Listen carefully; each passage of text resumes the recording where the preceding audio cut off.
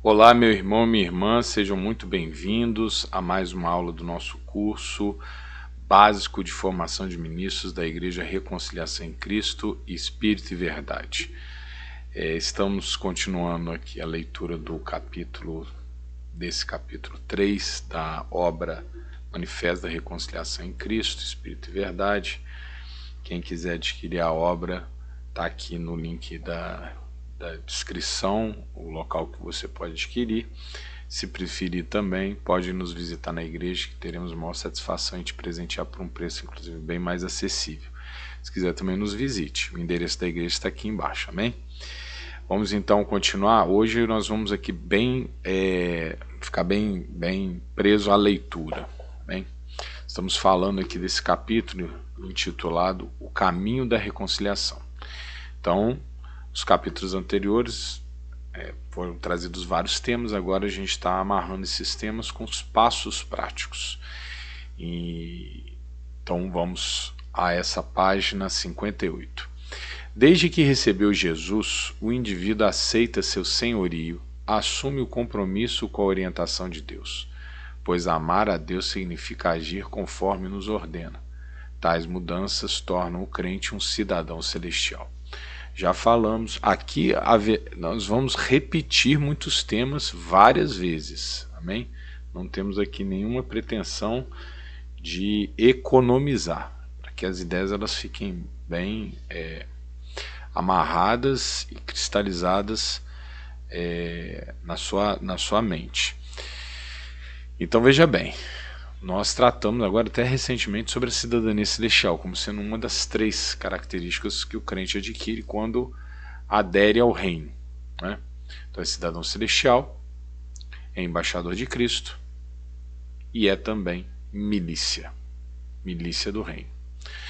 Muito bem, aqui eu quero chamar a atenção para esse fato de que quando nós assumimos Cristo como nosso verdadeiro e único Senhor e Salvador, nosso Rei, então nós passamos a ter obrigações com essa nova natureza. Passamos a ter que agir conforme essa nova natureza. Amém? Então essa mudança, esse dever fazer, dever ser, é que vai nos dar a primeira condição de usufruir de todas as bênçãos da cidadania celestial. Então não se trata apenas de querer, de buscar ter com Deus, é sim, primeiramente, nos apresentarmos a Ele, como diz nas Escrituras, apresentar os nossos membros como instrumentos de justiça, né? Renovar o nosso entendimento para que sejamos capazes de provar qual seja a boa, agradável e perfeita vontade de Deus. Então nós temos primeiro que nos transformar. E a partir da transformação, a partir do momento que assumimos essa determinação para a nossa vida de ser diferente, é aí que a relação com Deus ela vai ganhando, né, níveis mais profundos, certo?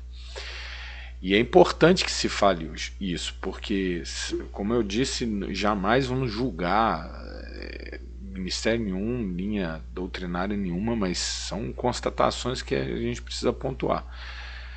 Existem igrejas que acabam se comportando como uma espécie de supermercado, venha e pegue, e às vezes até essa relação do supermercado é ali a relação do supermercado mesmo, só que ao invés de você comprar Bombril, você vai comprar, né, uma bênção. E comprar, quando eu digo, é usar dinheiro.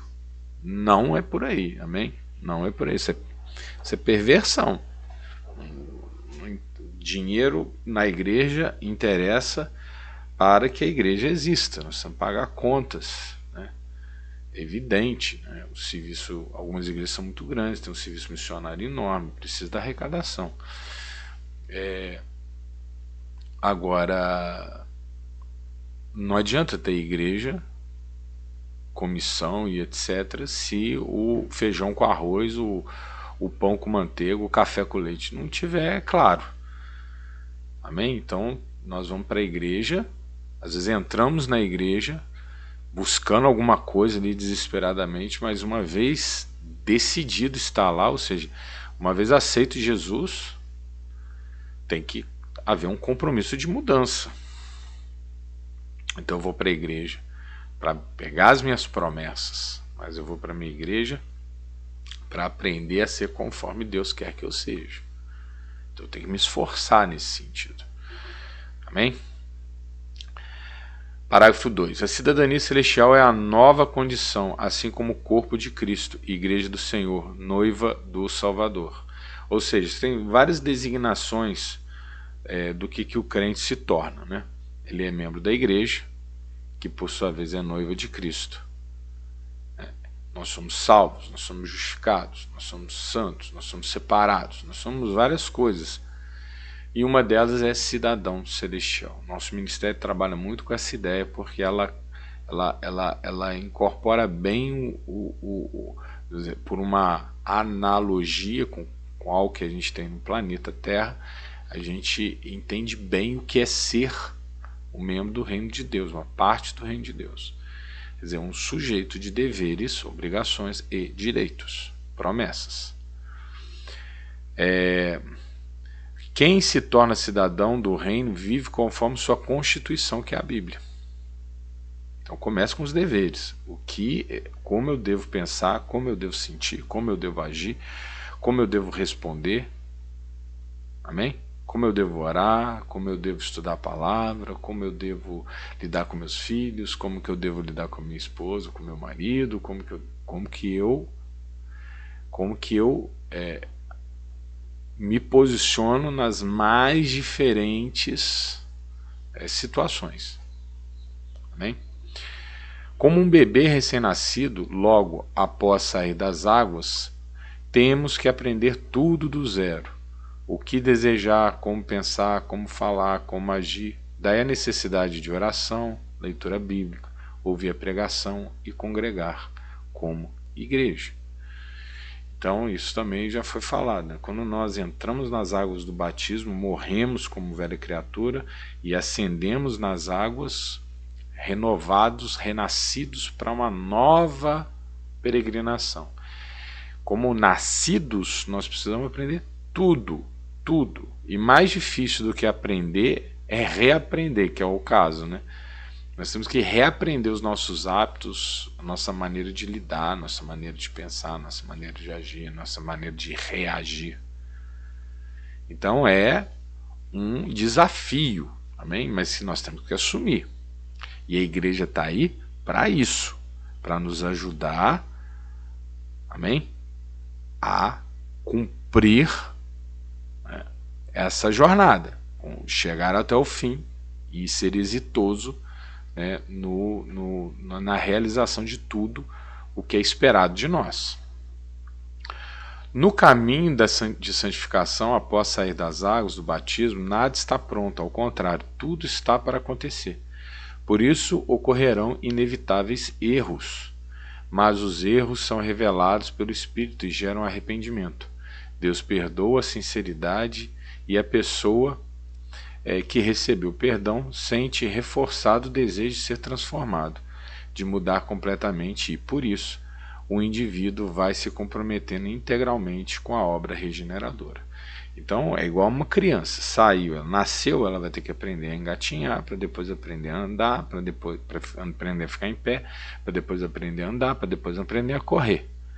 E em todo esse processo vai haver, né, avanço, pequenos retrocessos, avanços, grandes avanços, pequenos retrocessos. É o tal do tropeçar e cair. Tropeçou, caiu, levantou. Aprendeu, vai, mas melhora, aperfeiçoe-se e não erre esse erro de novo. É assim que é o nosso caminho. Por isso que a gente deve sempre contar com a misericórdia de Deus. Se não houver o componente misericórdia, amor bondoso de Deus, a paciência de Deus, meu irmão, nós estamos perdidos. Porque Deus, ele perdoa, mas perdoa o quê? O arrependimento sincero. Ou seja, todo erro errado, com a disposição de aprender e melhorar, é justificável. O que Deus não tolera é a iniquidade, que significa iniquidade? É a certeza de que aquilo é errado e continuar praticando reiteradas vezes. Isso não, aí é brincar. Errou, é humano. Aprendeu, busque não errar de novo aquele erro. Vá e não peques mais, lembra? Então, e cada vez que a gente erra e que recebe do amor de Deus, do perdão de Deus e da força de Deus, isso fortalece a nossa fé, fortalece a nossa convicção de que nós devemos nos santificar cada vez mais. Esse processo, meu irmão, minha irmã, com raríssimas variações, constitui a mecânica da santificação. É assim que funciona. Amém? Alguns são mais fervorosos, outros são mais, comedidos. Alguns avançam mais rápido, outros erram mais. Alguns, vão fundo mais rápido, outros demoram um pouquinho mais. Cada um tem o seu tempo. Mas a mecânica é praticamente exclusivamente essa. Amém? Varia-se na forma, não no conteúdo. Amém? Na medida em que desabrocha, comete outros erros, novos equívocos, mas num processo crescente de amadurecimento, de melhoria constante e ininterrupta. Consequentemente, vai superando seus próprios defeitos e sendo aperfeiçoado no amor de Deus. Amém? Na comunhão com Deus, participamos dos benefícios da cidadania celestial. Então, veja bem, vamos lembrar. Deveres, obrigações, mandamentos, direitos, promessas, bênçãos. Amém? Se você está ali buscando agir conforme a vontade de Deus, não tenha dúvida, as bênçãos vão te encontrar. Na comunhão com Deus, participamos dos benefícios da cidadania. Filipenses 4,19. O meu Deus, segundo as suas riquezas, suprirá todas as vossas necessidades em glória por Jesus Cristo. Amém? A fidelização voluntária ao reino torna o sujeito digno das promessas de Deus. Saúde, paz, prosperidade, tudo que está relacionado à vida feliz. Meu irmão, minha irmã, vocês têm direito a serem felizes. Vocês têm até o dever de serem felizes. Já falamos, vamos repetir. Ninguém segue quem está na pior e você é luz do mundo. Deus resplandece a sua face na sua vida, na minha vida, na nossa existência.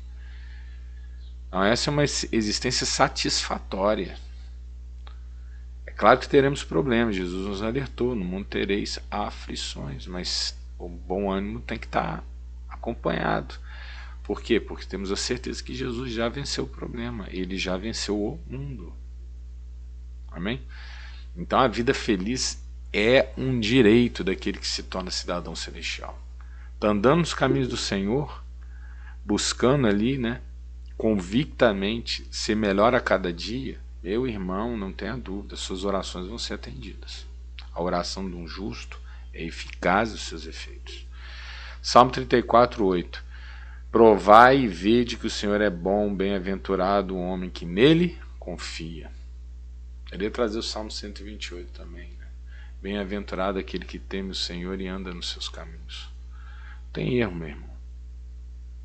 Não tem erro. O próprio Salmo 28 continua dizendo: comerás o trabalho de suas mãos, feliz será e te irá bem. Vai dar certo.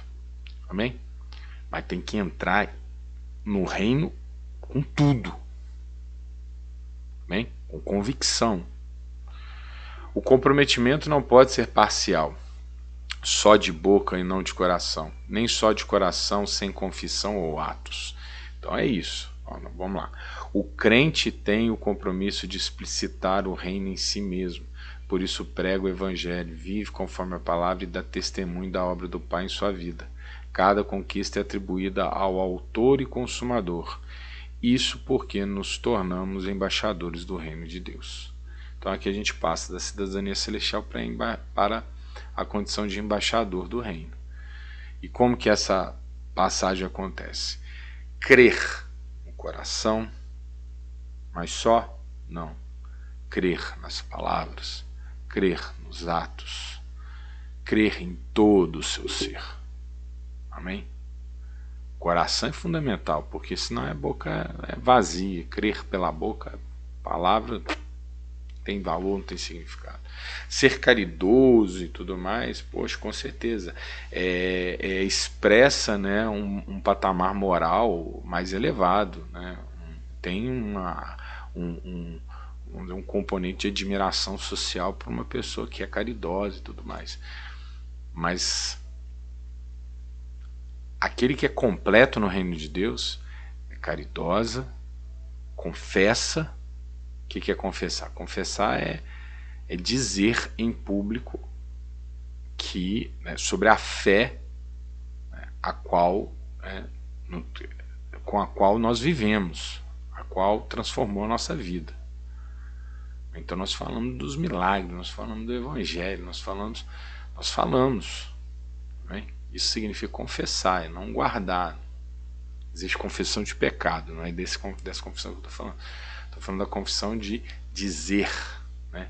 E não só dizer da fé, é falar palavras boas, não são palavras de briga, não são palavras de ódio, não são palavras de contenda, não são palavras de murmuração, não são palavras de intriga, não são palavras de fofoca. Sai da boca do sujeito diz muito sobre o que é o sujeito, como Jesus falou, a boca fala que o coração está cheio. Nós falamos do amor de Deus porque o nosso coração está cheio do amor de Deus. Quando decidimos viver integralmente a cidadania celestial, pregamos o evangelho não só com palavras, mas com poder. E aí vem também, meu irmão, na condição agora de embaixador do reino, Deus te habilita a ser um instrumento, um vetor dos seus milagres. A imposição de mão ao enfermo, ao endemoniado, aquele que precisa da libertação, é um ato de Deus que se expressa através de você, do sujeito que, né, faz a obra de Deus. Então não é só a palavra.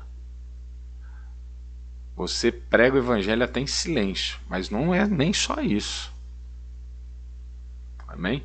A pessoa realmente está ali, né, envolta naquela atmosfera santa.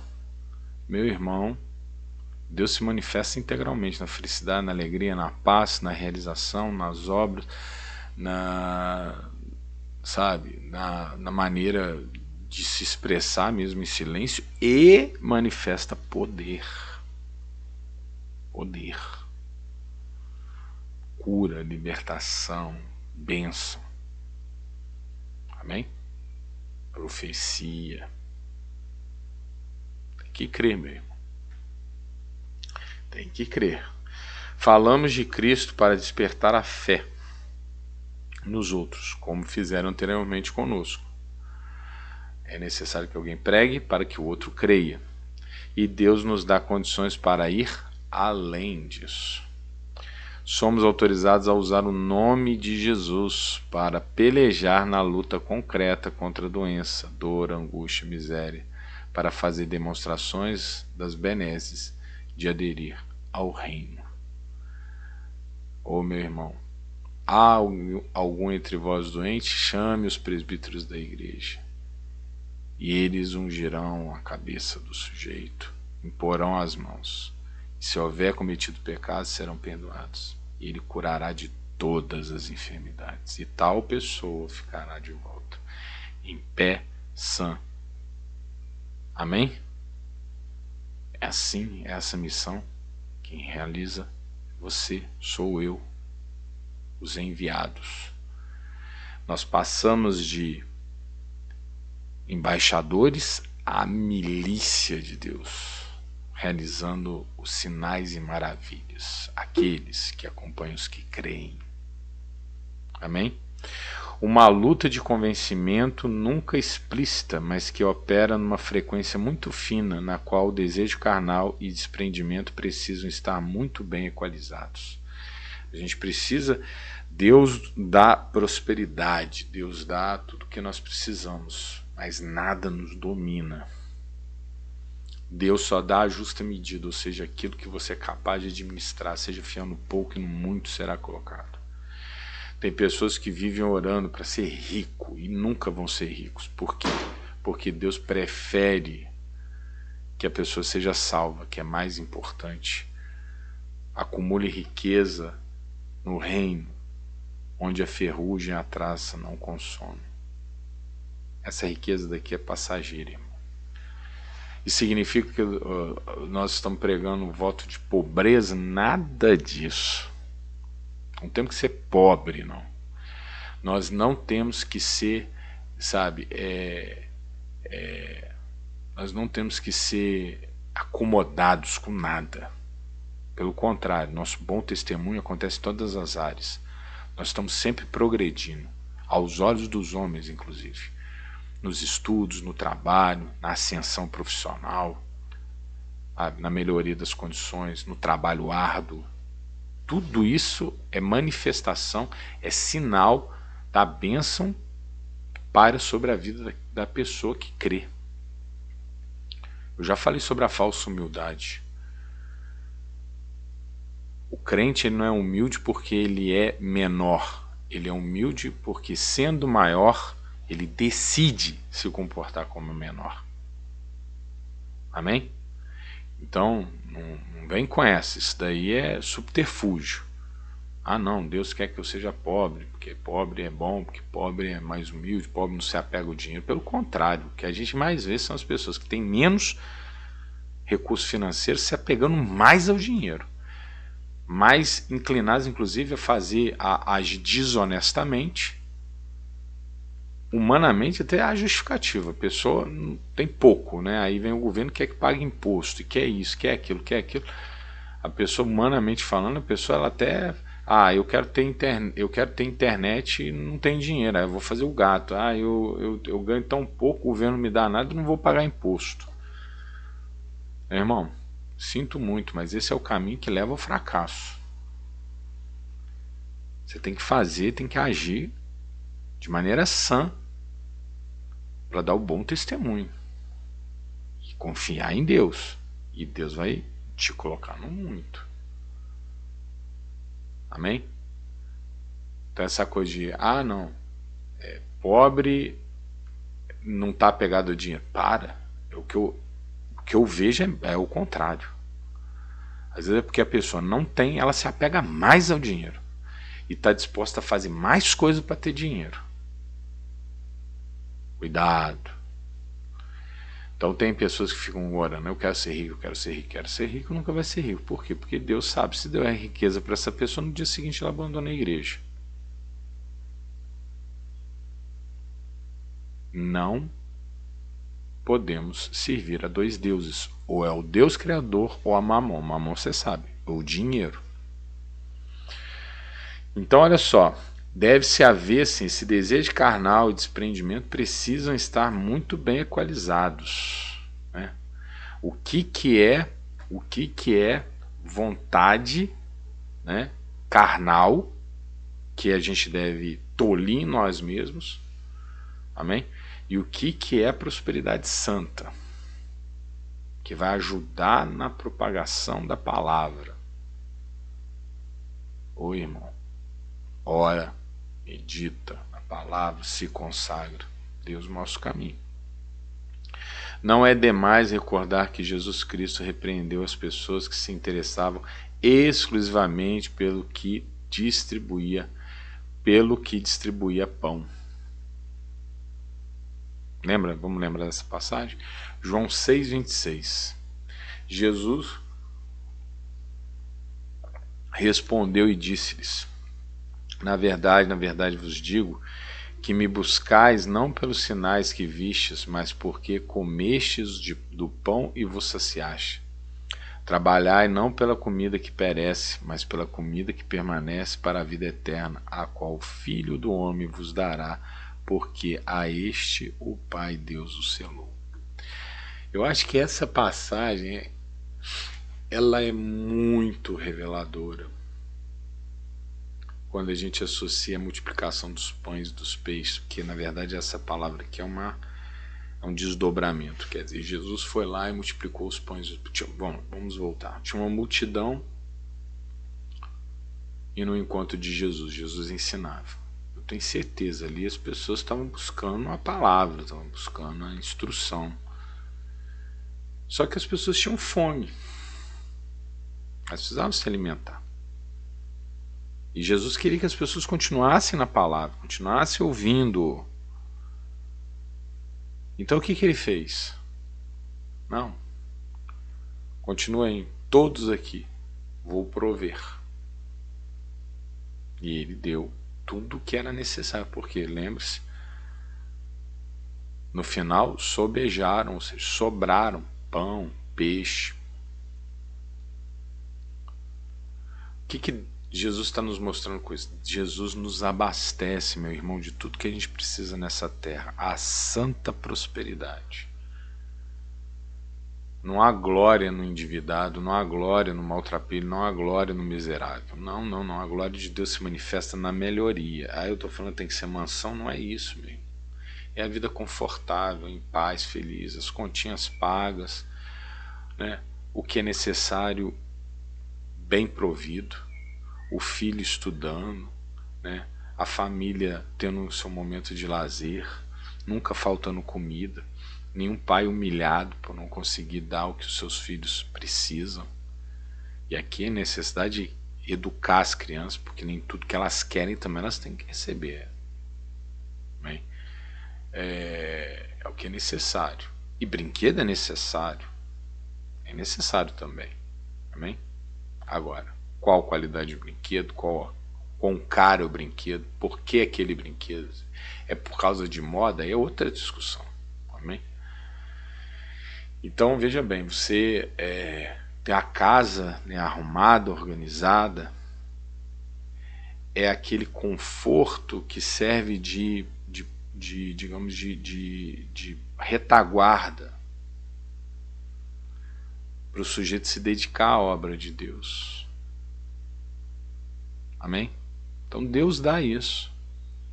Como Ele deu pão e peixe, abasteceu as necessidades, para quê? Para que as pessoas continuassem na presença dele.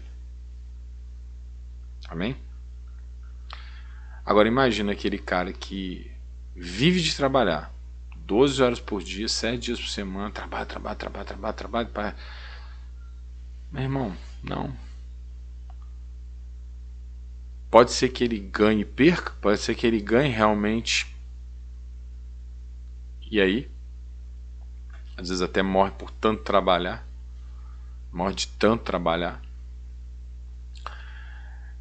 Por outro lado, não essa de eu quero é a vida mansa, tranquila, e Deus é o supermercado. Também não, meu. Jesus deu pão para aqueles que estavam buscando se alimentar da palavra. Só que nesse processo sempre tem os que se pervertem, sempre tem os que não entendem, sempre tem os que querem se valer da bondade para outros fins. Tem sempre o parasita também. E é em relação a esses que Jesus está se referindo.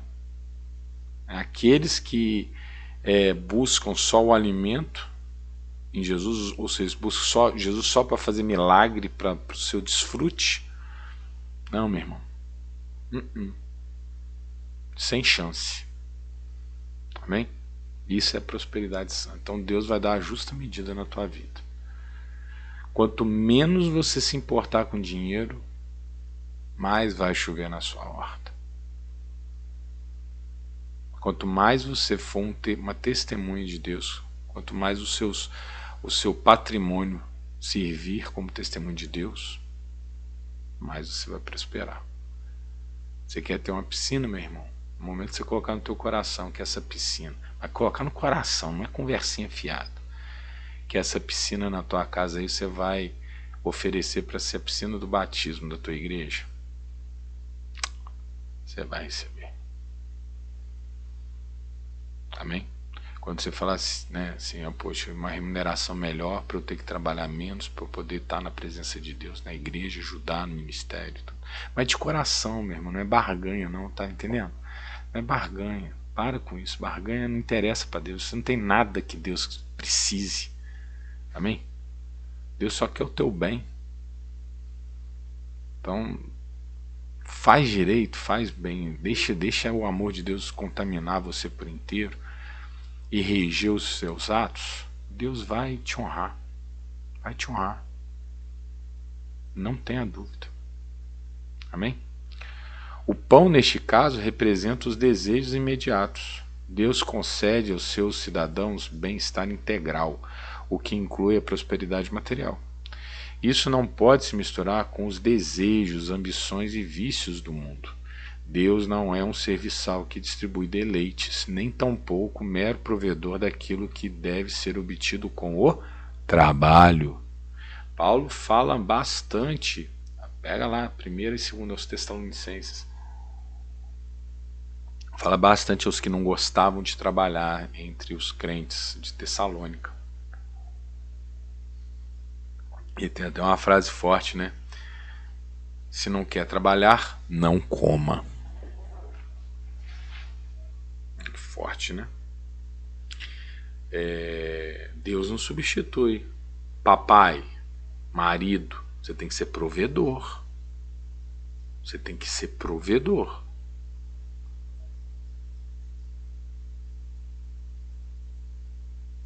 Você honra a tua casa com teu esforço. No nosso mundo, por N motivos, nós não vamos absolutamente tolir as mulheres de buscarem o trabalho fora. Primeiro porque, nós não vamos aprofundar, mas primeiro porque o capitalismo é um sistema que tirou, né, que destruiu aquela ideia de uma família mononuclear que tem um pai provedor. O pai hoje não tem salário suficiente para sustentar uma casa, infelizmente. É uma questão material objetiva. Mas do outro lado também, as mulheres, elas podem, né, também, né, desenvolverem-se, né, na arena pública, né? Claro que tudo com ordem e decência. Se for para abandonar os filhos, não. Não mesmo. Tá errado. Olha que tem gente que chega, reflete comigo.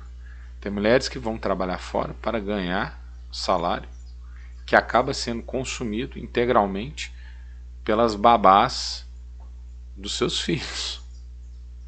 Isso chama terceirização. Você está abandonando o seu lar, é como se você estivesse assim, fugindo da sua responsabilidade. Não, eu não quero isso aqui, eu vou pagar alguém para fazer, vou lá fora fazer outra coisa, porque outro faço o que eu tinha que fazer. Para com isso. Agora, deu conta de acompanhar os filhos, de dar a boa educação para os filhos, não está negligenciando essa parte que é fundamental no ministério feminino? Meu irmão, vai correr atrás, né? Vai se realizar profissionalmente, né? Vai lá, vai ganhar o seu dinheiro, vai ajudar, né, nas despesas da casa, sem problema. Agora, é inadmissível que a mulher vá trabalhar para prover uma casa em que o marido não trabalha. Aí não. Não, meu chapa. E por que eu estou chamando a atenção? Porque isso é um fato. E é da nossa cultura. Você lê os clássicos dos intérpretes do Brasil, né, na ciência humana aí fora. Você vai ver que existia um traço da cultura indígena bem acentuado nesse sentido, né, do índio homem ficar de boa e a mulher ralando. Não é assim que funciona. Amém? Então, para sintetizar a ideia é o seguinte: existem papéis. Esses papéis têm que ser respeitados. O homem tem um papel, a mulher tem o seu papel, os filhos têm o seu papel. Uma vez respeitados os papéis e uma vez executada bem as funções concernentes a cada um dos papéis, o que vem à frente é plus, é dádiva, tá certo? É vantagem, é benefício. Então nada contra.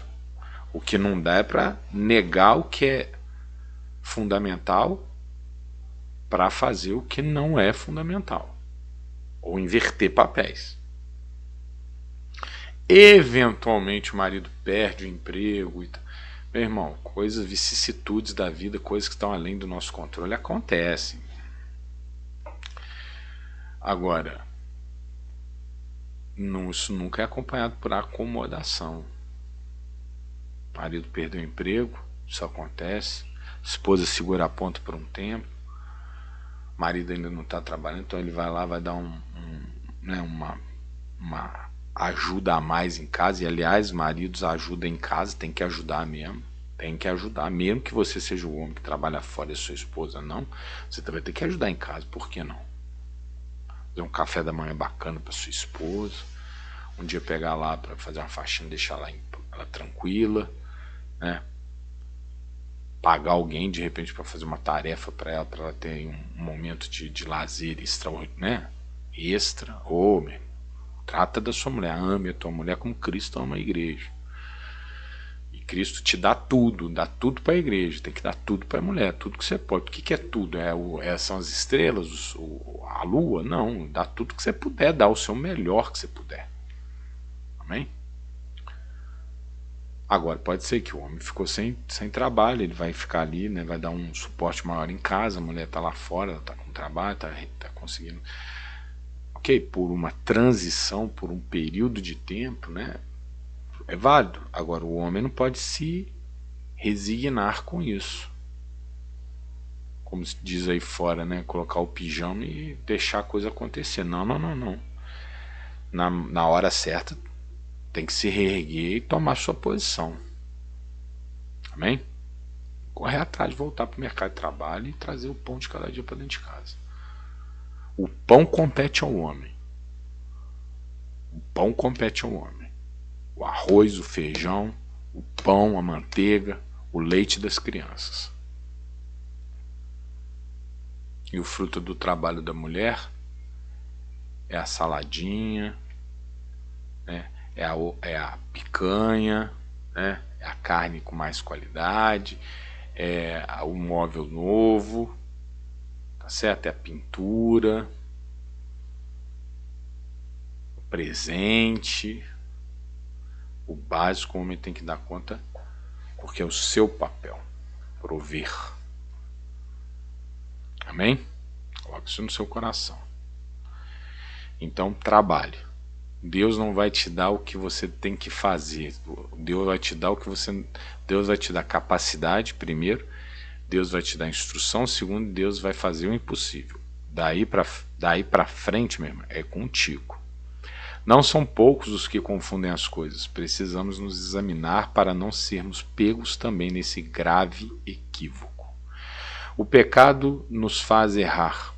Alguns entendem que viver a santidade de Deus implica renunciar a toda e qualquer satisfação, que ser de Deus significa sofrer. Errado, pois Jesus levou sobre si os sofrimentos para nos libertar das penúrias planejadas por Satanás para subjugar o mundo na dor. E aí vem Isaías 53, 4 e 5, que é muito conhecido de nós. Ele tomou sobre si as nossas enfermidades, as nossas dores levou sobre si, né?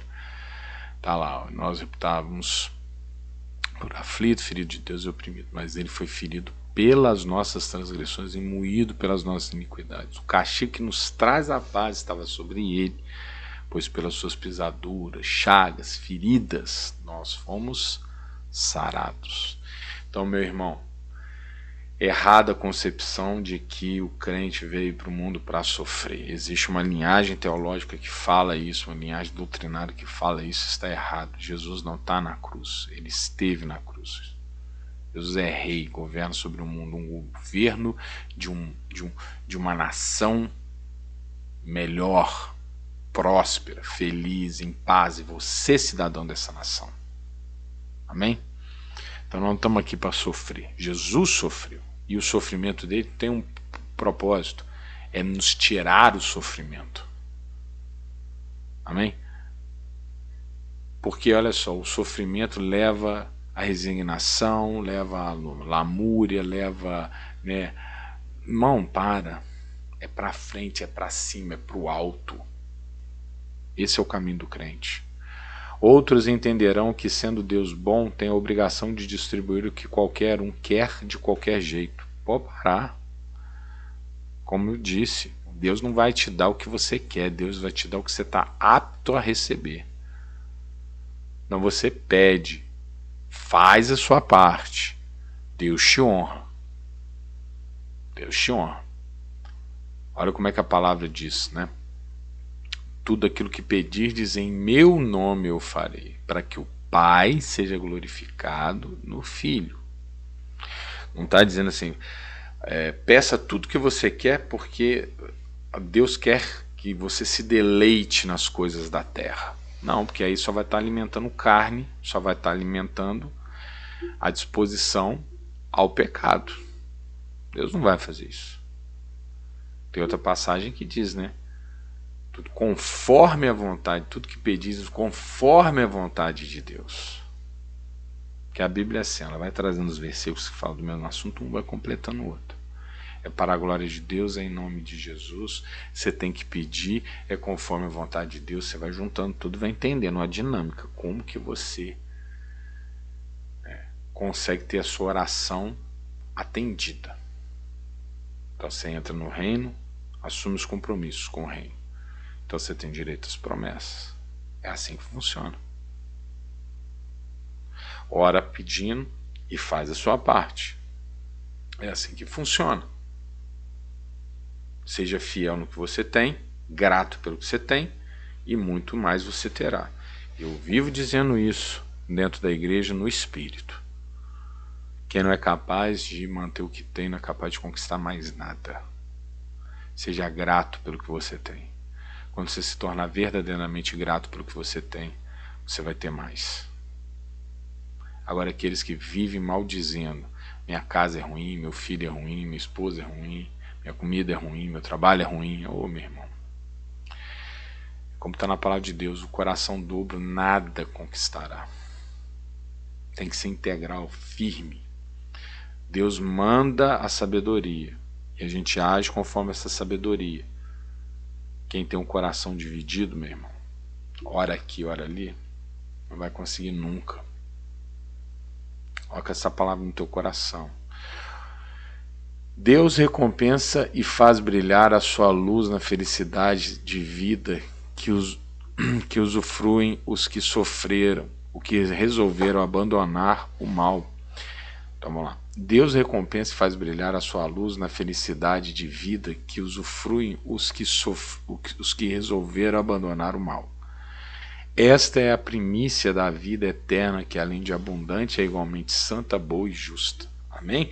Tudo junto. A vida boa, justa, sincera, santa. Daí feliz, em paz, próspera. Amém? Tudo junto. Por quê? Porque é primícia do que vai vir depois.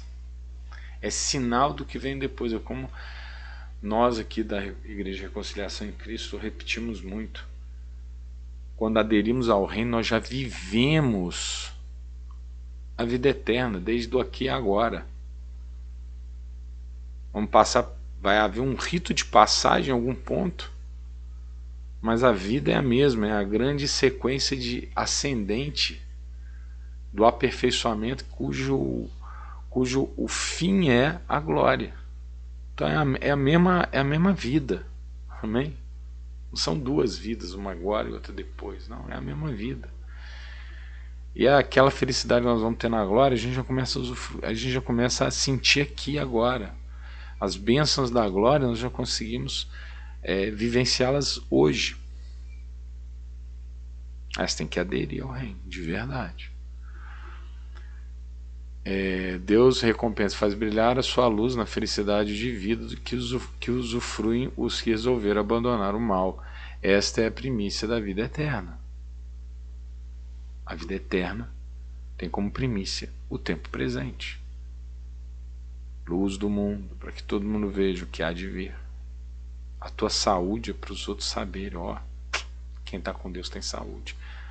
A tua família é para que os outros vejam, olha, uma pessoa com uma família bonita, legal, bacana.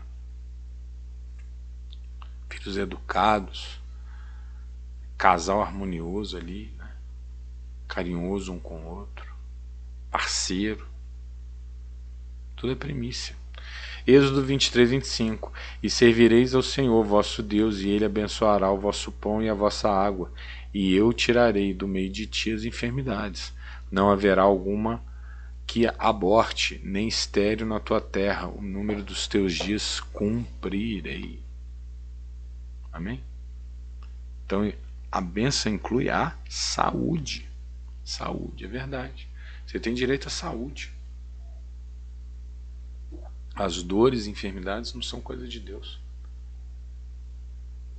Creia, meu irmão. Jesus Cristo dá saúde, meu irmão. Quando aceitamos a graça, não estamos mais envolvidos num mero dilema individual em dúvida se devemos ou não mudar de vida. A fé é verdadeira? Então a certeza ela é retumbante. Romanos 6,1. Que diremos, pois? Isso na aula passada.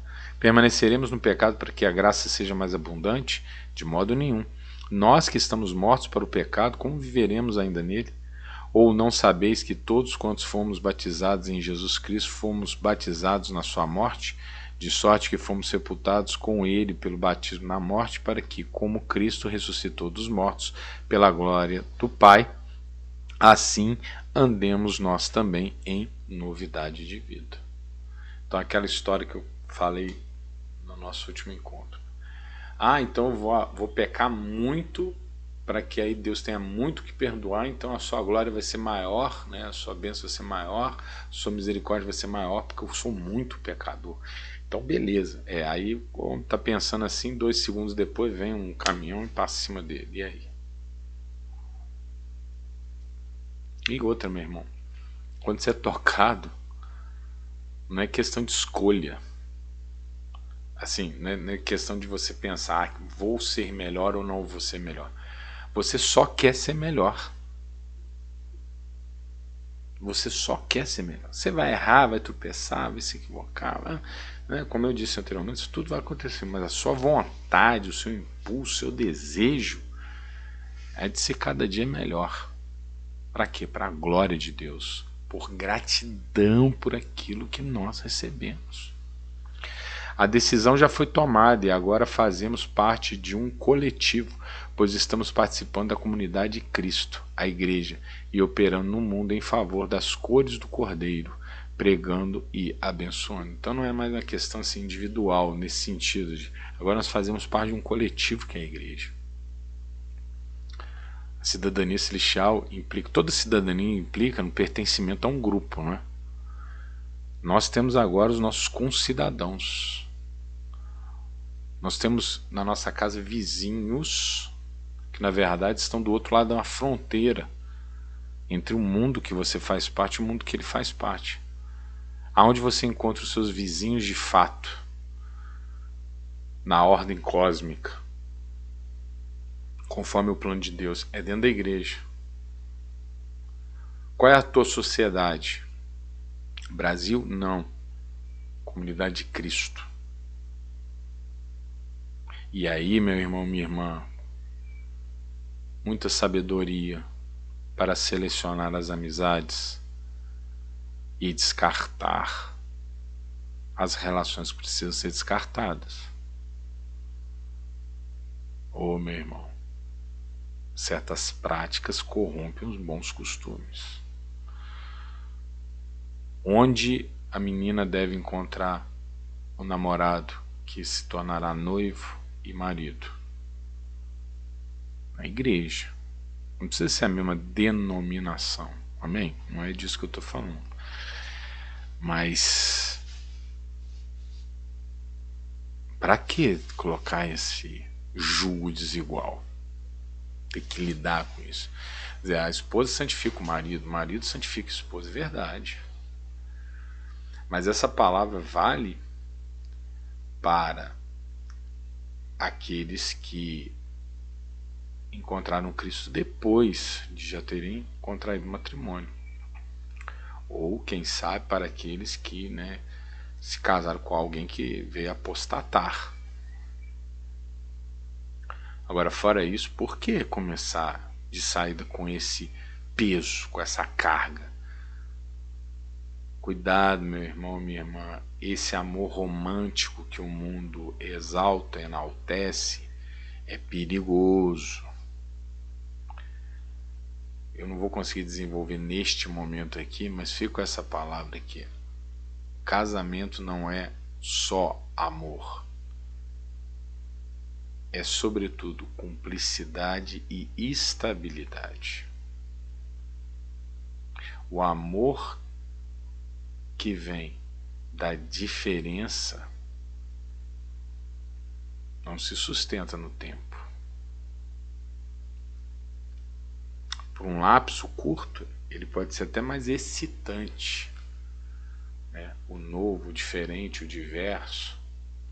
Agora vamos lembrar, né? A excitação é sensação e a sensação pertence ao corpo.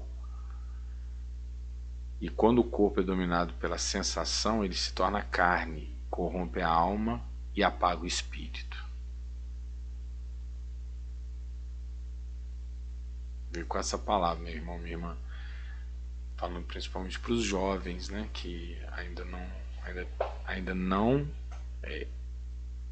ainda não tomaram as suas decisões definitivas quanto ao matrimônio. Escolha alguém que tenha a mesma fé que você.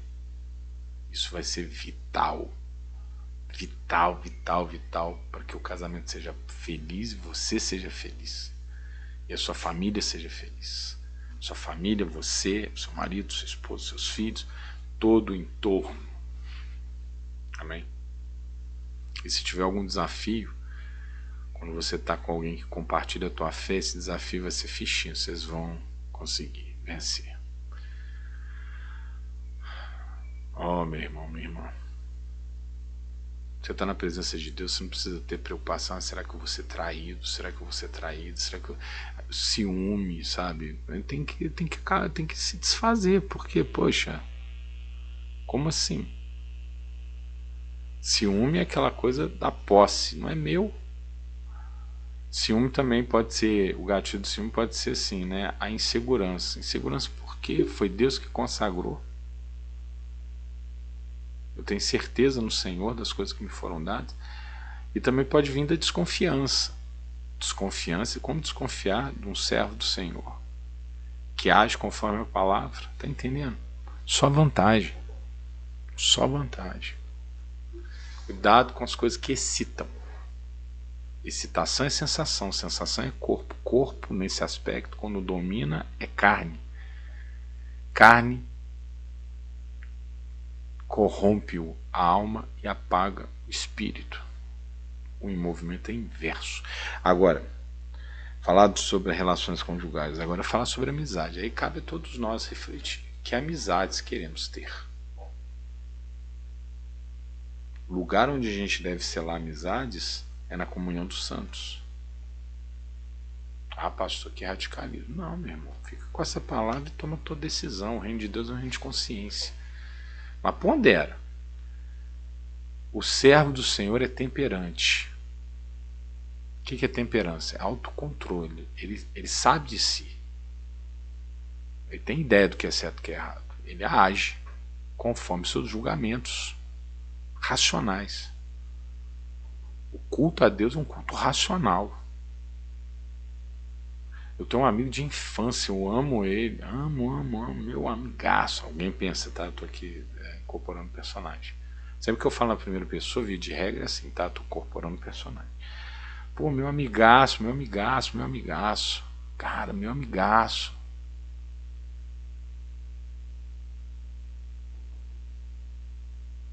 Quais são os hábitos dele? Ah, ele gosta de fumar um baseado, tomar uma cervejinha. Tem uns amigos aí, né, que gostam de, né, fazer algumas coisas meio assim. Quais são os assuntos dele? Ele gosta de falar muito sobre mulheres, sobre jogo, sobre política. Faz parte de um grupo assim que pensa assim, que volta e meia tá brigando com os outros, tá na torcida organizada, que às vezes sai na mão com a outra torcida.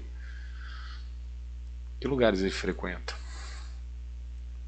Ele gosta muito de um botequim. Que tipo de filme ele assiste? Ele gosta de filme de terror, ele gosta de reality show. O que você tem em comum com essa pessoa?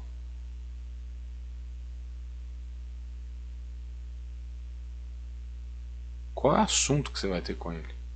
Qual lugar que você vai poder conviver com ele?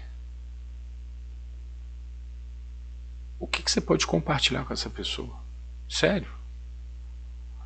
Mas às vezes é aquela coisa, mas é meu amigo desde a infância, como se houvesse todo um investimento emocional, que agora nós temos que abrir mão. Meu irmão, não estou dizendo que tem que tratar mal, não estou dizendo que tem que, sabe, bloquear o celular, não. Nada disso. Mas não se force a nutrir uma amizade que já é uma amizade do passado, que pertencia àquela pessoa que ficou no fundo da água do batismo. Que aqui é que está arriscado. Se você é a pessoa que quer continuar com essa amizade, vai dizer, meu irmão, vamos encontrar lá na minha igreja, vamos confraternizar na confraternização que nós vamos fazer na pizzaria com o pessoal da minha igreja. Eu vou te indicar aqui um filme bacana que fala de batalha espiritual. Depois você me fala o que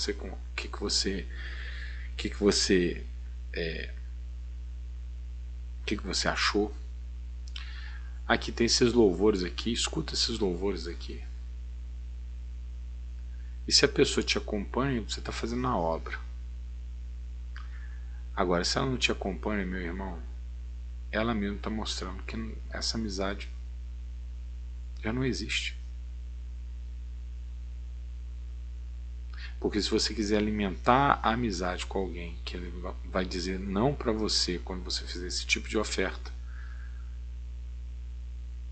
só pode levar você a ir para os lugares que não deve, a falar dos assuntos que não deve, a cultivar, né, certos hábitos que vão te destruir.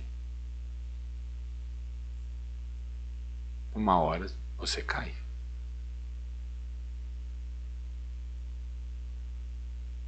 Então você convida o seu amigo para te seguir.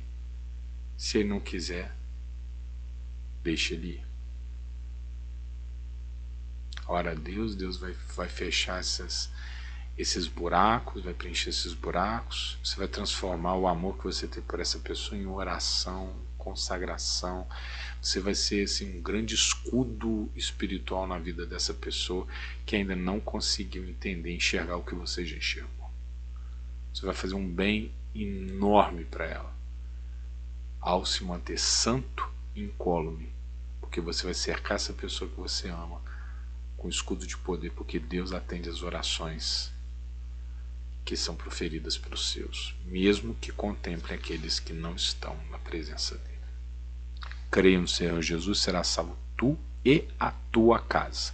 Noé foi para a arca, sendo ele o único justo, e trouxe consigo esposa, filhos e noras. Ele era o único. Portanto, nós podemos concluir que ele salvou aqueles que não eram justos como ele. Por isso que o crente tem que ser temperante, autocontrolado, racional pra caramba. Porque nós não podemos tomar decisões com impulsos ou emoções. Se a gente faz isso, a gente está agindo pela carne, não pelo espírito. O espírito é são, a carne é traiçoeira. Amém? Vamos lá.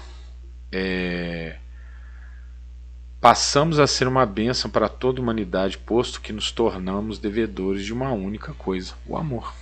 O que nos conduz a partir de agora é o amor, o amor, o amor, o amor.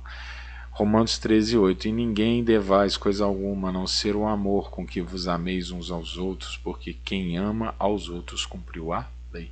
Você ama todo mundo, meu irmão. Você ama seu filho, sua esposa, o marido, filhos, seus pais, irmãos de carne, tios, primos, avós, vizinhos, colegas de trabalho, conhecidos, amigos do passado, amigos do presente, a igreja, os desconhecidos, os que estão passando por necessidade, a nação e os seus inimigos. Você ama todos. Não o amor qualquer, mas o amor fraternal, universal, que é que Jesus nos ensina a amar. Esse amor grande, poderoso, o elo da perfeição, que amalgama tudo. Casa, comunidade, sociedade. Amém? Se ama todos, até os que não amam a Deus, sem problema nenhum. Lembra do exemplo do amigo? O amigo está em outra. Você continua amando ele, orando por ele, intercedendo por ele. Amém? Exercemos o nosso lugar no mundo, seja qual for, com gratidão e amor. E tudo começa sempre com os mais próximos. Agora tem uma ordem. Você ama todos, mas você desenvolve esse amor em etapas. Você já sabe o amor próprio, porque o mundo te ensina a ser egoísta. Isso aí você não precisa aprender. E se você, por alguma contaminação, viu degradado esse amor próprio, na forma, né, de se autodiminuir, né, de se sentir incapaz, de se sentir feio, de se sentir, sabe, você tem que orar e trabalhar isso em você, porque esse amor que você tem por você já vai nascer um amor diferente do mundo, que é aquele amor egoísta. Já vai nascendo um amor santificado, um amor que é baseado na gratidão por Deus ter nos criado. Então a gente começa assim, né? Eu sei me amar, e aí a partir disso eu passo esse amor a Deus, a forma de gratidão e obediência. Obrigado, Senhor, por ter me salvado, por ter me criado, por me trazer até aqui, por ter resolvido esse e aquele problema para mim.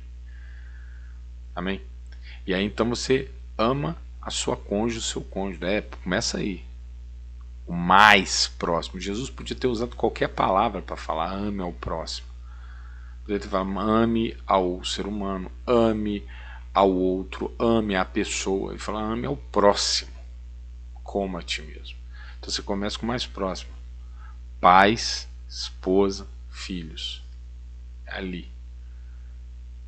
Você é sozinho, você ama os seus pais. Você se casou, você ama a esposa. Vieram os filhos, você ama os filhos. E assim que o amor ele vai o que? Se amplificando. Como aquele lago perene que você joga uma pedrinha e vão saindo ondas, né, circuncêntricas e vão se ampliando. Amém? Não há que se falar de amar ao próximo se antes de mais nada não amamos aqueles que Deus colocou para compartilhar a nossa vida. O cônjuge, os pais, os filhos, irmãos, amigos.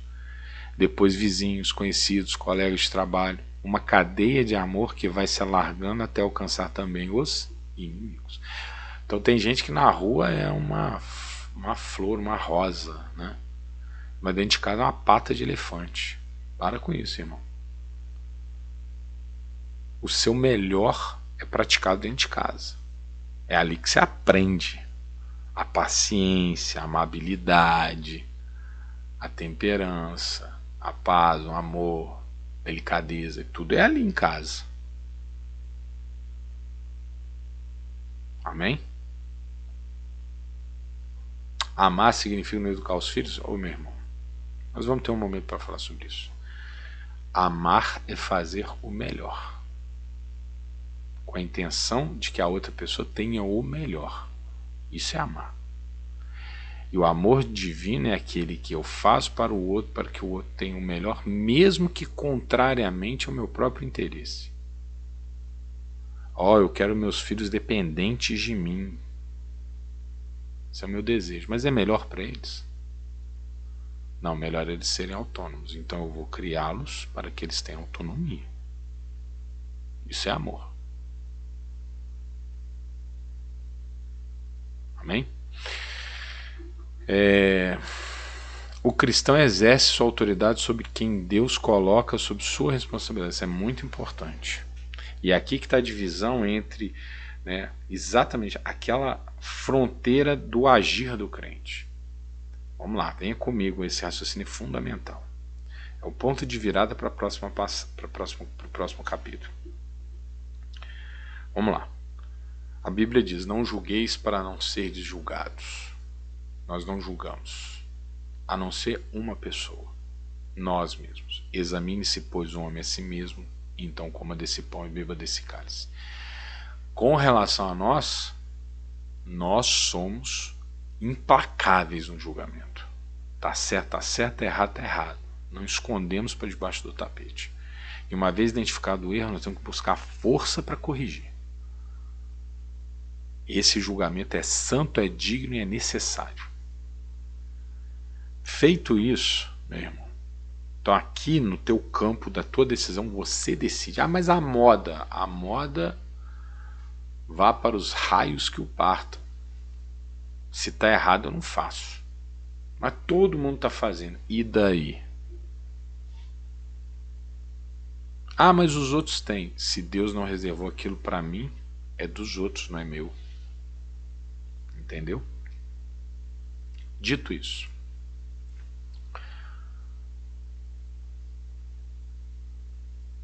nós observamos as práticas e corrigimos também outras pessoas. Isso não significa julgar em termos pejorativos, significa cuidar. É diferente. Por exemplo, e o mais basal exemplo, a sua casa. Você cuida da sua casa. Então você observa as práticas dentro da sua casa. Não existe libertinagem no não julgamento. O mandamento de não julgueis é não julgue tentando mexer no cisco do olho do irmão quando tem um travessão no próprio. Não é disso que se está falando. Você observa a tua casa. O que o seu filho faz, com quem anda, como está falando. Vai fazer uma festa na tua casa, é a tua casa, é o teu domínio. Cerveja não entra. Mas o vizinho vai... Não importa, na casa deles também não vai... Você só não vai beber, você não vai compartilhar do álcool. Mas na casa dele ele oferece o que ele quiser. Você aceita ou não aceita. Agora na sua casa não se oferece álcool e ponto. É o seu domínio. Seus filhos andam assim assado, daquele outro jeito não. Seus filhos falam assim desse jeito, daquele outro jeito não. Eles vão entende? Você observa. Abraão, quando foi buscar a esposa para o seu filho, ele não queria que Isaac se misturasse com os povos pagãos da região do que viria a ser depois Israel. Então ele manda o chefe dos seus servos, o seu mordomo, que a gente não sabe se é o Damasceno, se o Damasceno já tinha morrido, enfim, para a Mesopotâmia, para buscar na casa dos seus parentes uma esposa para o seu filho. E Abraão, velhinho, ele é muito claro na palavra, ele diz: vá você e não leve Isaac. Isaac não sai do domínio, do campo de visão do pai dele. Olha que Abraão já era idoso e Isaac já estava na idade de se casar. Você cuida da sua casa. Esse é um ministério que Deus te deu. Você cuida dos seus filhos, você cuida da sua esposa, você cuida do seu marido. Aqui nesse domínio, Deus colocou sobre o que eu quero dizer é o seguinte: Deus colocou sobre sua responsabilidade Você tem que cuidar. Um professor em relação aos alunos. Não tem libertinagem, não. Tem que dizer o que tem que dizer. Respeitando os papéis. Tem o papel que é de casa, tem o papel que é da escola. Dentro do papel da escola você tem que observar. No trabalho, se é chefe, se é gerente, tem que observar. E sobretudo, e aqui voltado bem para quem está nesse curso como formando-se para ser ministro. Você cuida das ovelhas. Ali não é julgamento, não. Exorta, encoraja, corrige, chama atenção. Agora, meu irmão, minha irmã, com amor, carinho, porque se trata de cuidado. O pai pode dar um tapa no filho. Agora, a sociedade não. Você tem que buscar o que é o método pedagógico mais eficiente. Portanto, você tem que ler de tudo, tem que escutar todo mundo. Você tem que ver o que é mais eficiente, porque não se trata de vingança, se trata de educação. Esse é o primeiro passo. Então a pergunta que eu não vou te dizer, você tem que buscar, tapa ajuda ou não ajuda? Uma vez constatado que ajuda, meu irmão, você está autorizado. Agora, aqui é a recomendação de Cristo para você. Jamais haja com ódio. Às vezes a criança deixa o pai nervoso. E aí o nervosismo vem como reação. E isso é carne. Isso é violência. Agora, a vara da correção, a Bíblia autoriza e recomenda.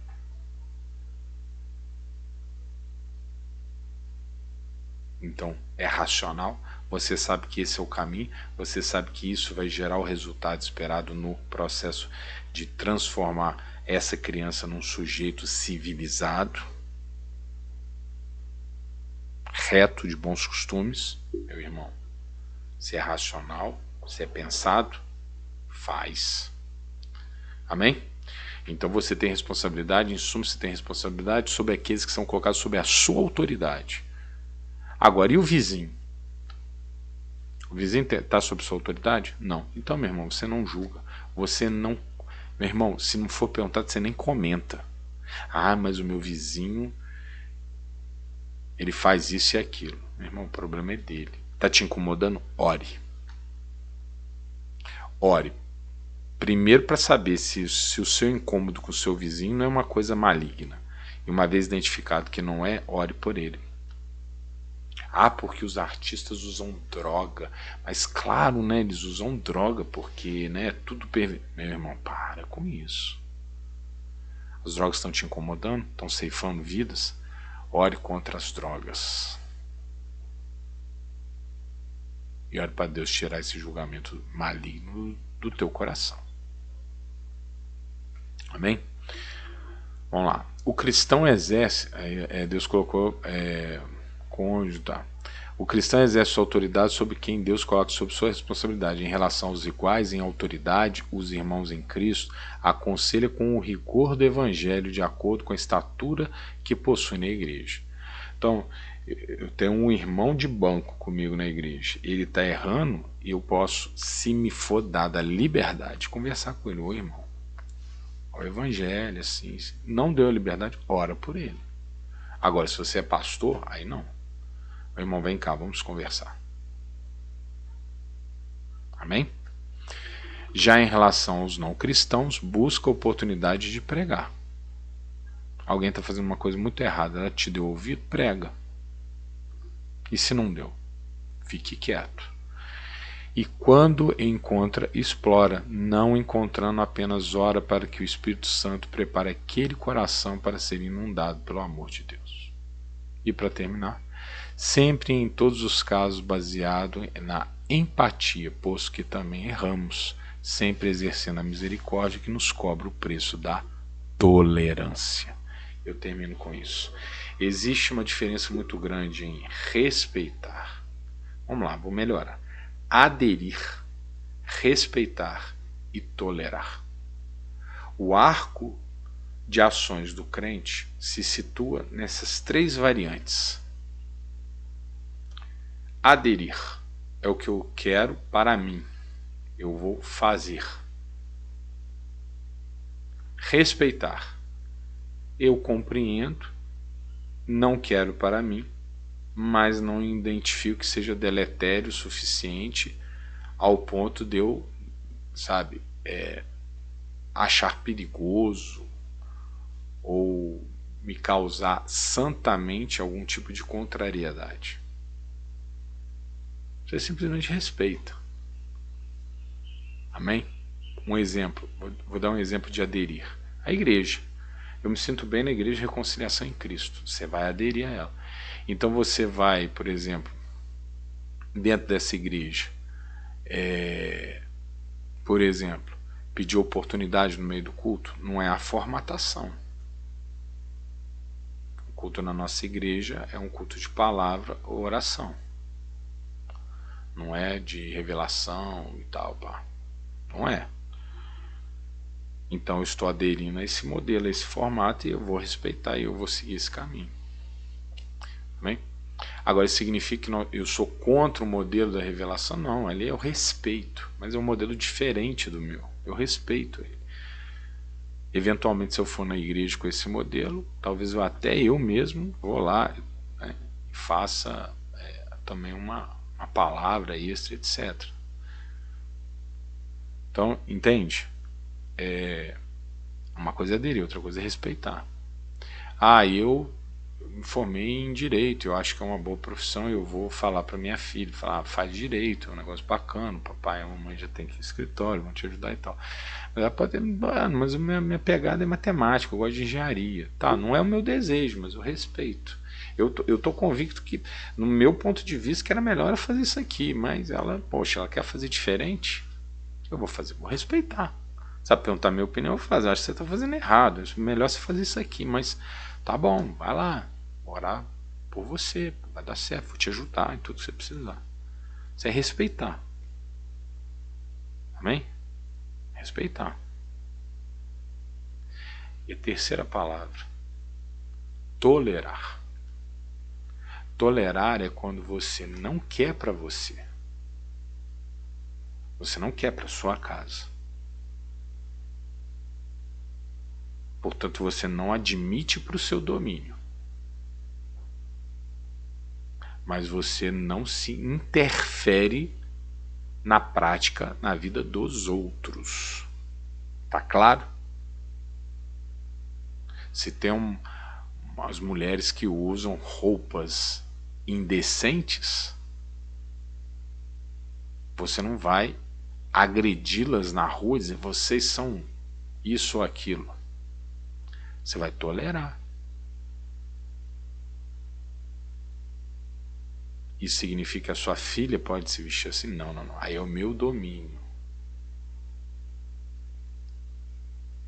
Aí é o meu domínio. O que se tolera não se admite para si. Não se admite para o seu domínio. Amém? E obviamente pelo tempo em que, por exemplo, seu filho estiver sob seu domínio, porque no dia que ele não estiver sob seu domínio, aí o que te cabe é tolerar. Está sob seu domínio? É adesão ao respeito. Saiu do seu domínio? É tolerância. E o mundo perverte as palavras, porque tolerância, já conforme, né, a semântica do mundo, significa você respeitar. Não. Por exemplo, e aqui eu acho que fica muito claro, voltando aqui à questão ministerial, que é o objeto desse curso. Minha igreja, estou aderindo, estou internalizando suas regras, estou compartilhando essas regras. Outros ministérios cristãos, nós respeitamos. Mas aquele tem aquele negócio que para mim cheira idolatria. Respeita. Deus levantou, Deus sabe o que faz. Se não for obra de Deus, vai cair pela mão de Deus. Lembra lá da lição de Gamaliel, em Atos, quando ele explica para o Sinédrio como lidar com o nascente cristianismo. Se for coisa de homens, vai acabar por si mesmo. Se for coisa de Deus, eu não vou contra, porque eu não vou ser pego lutando contra a obra de Deus. Essa é a sabedoria de Gamaliel. Então, outros estão fazendo, e eu não vou fazer, mas eu vou respeitar. Agora, em relação às igrejas não cristãs, aí nós exercemos a tolerância. Tolerância. Não devia. Estou convicto que está errado. Mas eu não vou mexer um dedo. Eu não vou nem esboçar uma reação de repreensão ou de desconformidade. Por quê? Porque eu tolero. Entenderam? Eu não vou aderir. Eu não vou dizer que eu respeito. Respeito tem um quê de, sabe, de sanção. De dizer sim, tudo bem, pode ser que seja.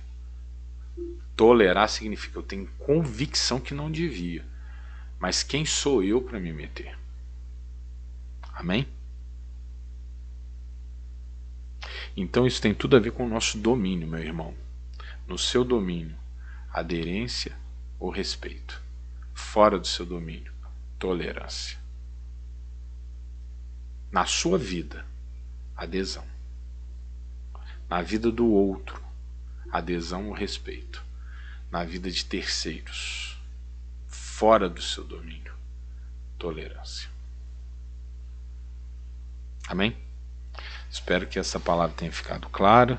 Espero que o Espírito Santo continue falando no teu coração e ajudando na edificação espiritual, que vai envolver todo o seu ser, em alma e corpo, te tornar uma bênção para a glória e honra do nosso Pai. Amém? Uma oração muito rápida. Deus amado, Pai querido, eu te entrego essa pessoa que ouviu, que veio até aqui, meu Deus, nesse ponto da nossa aula. Ó, meu Deus, que já assistiu até outras, que o Senhor, meu Deus, confirme na vida dela, ó Senhor, todo conhecimento útil e agradável ao Senhor. Tudo é para a tua honra, tudo é para a tua glória. Que o Senhor continue abençoando essa pessoa e todos os seus familiares, todos aqueles que estão sob o domínio dela, para que ela seja uma bênção e mais, meu Deus, que ela seja eficiente no cuidado daqueles que o Senhor colocou sob a sua autoridade. Em nome do Senhor Jesus, cremos, ó Senhor, em nome de Jesus, nós confessamos e em nome de Jesus nós recebemos. Amém. Glória a Deus. Até a próxima, meu irmão, minha irmã.